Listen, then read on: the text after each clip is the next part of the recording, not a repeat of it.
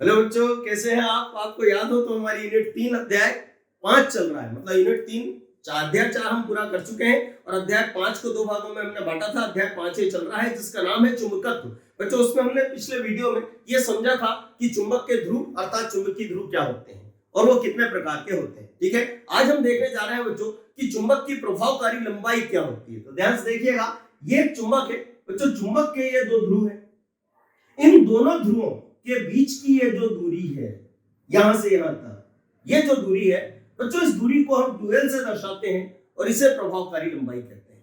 तो यदि हमसे पूछा जाए कि चुंबक की प्रभावकारी लंबाई से क्या तात्पर्य है, तो हम क्या कहेंगे? किसी चुंबक के दोनों ध्रुवों के बीच की दूरी, किसी चुंबक के दोनों ध्रुवों के बीच की दूरी को चुंबक की प्रभावकारी लंबाई कहते हैं और इसे प्रायः 2l से प्रदर्शित करते हैं। बच्चों, प्रश्न उठता है इसे 2l से क्यों दर्शाते हैं? हम चाहे तो l से भी दर्शा सकते हैं, बट उसके पीछे कारण है। आगे चल के हमें इस अध्याय में इस दूरी को दो बराबर भागों में विभाजित करना है। यदि बच्चों इस दूरी को हम l मान के चलते हैं और दो बराबर भागों में विभाजित करेंगे तो प्रत्येक भाग l/2 का होगा, और यदि हम 2l मान के चलेंगे तो प्रत्येक भाग l और l का होगा। तो दोनों में फर्क क्या है? तो यदि हम l मान के चलते हैं तो दूरी बटे में 2 आएगा, 2/2 का लिए घूमेंगे, इसलिए हम इस दूरी को 2l मान के चलते हैं। यहाँ पर ये दो बातें आपसे ऑब्जेक्टिव में पूछी जा सकती हैं बच्चों कि ये जो प्रभावकारी लंबाई है ये सदिश है अदिश है। तो याद रखिएगा बच्चों कि ये जो प्रभावकारी लंबाई है ये एक सदिश राशि है और इसकी दिशा हमेशा दोनों ध्रुवों को मिलाने वाली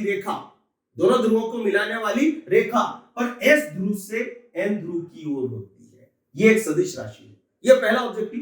दूसरा आपसे पूछा जा सकता है बच्चों, ध्यान से देखिएगा कि ये यहां से यहां तक आप देखें, ये जो लंबाई है बच्चों, इसे चुंबक की ज्यामितीय लंबाई कहते हैं।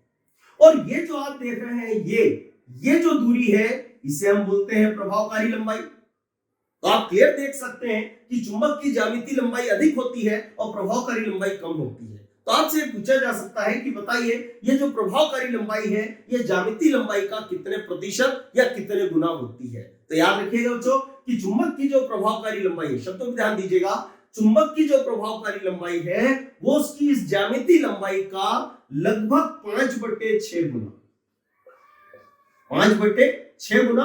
और यदि इसको हम परसेंट में बोले तो लगभग 84% होती है। तो आपसे पूछा जा सकता है कि चुंबक की प्रभावकारी लंबाई उसकी ज्यामितीय लंबाई का कितने भाग होती है, तो हम कहेंगे 5/6 गुना होती है।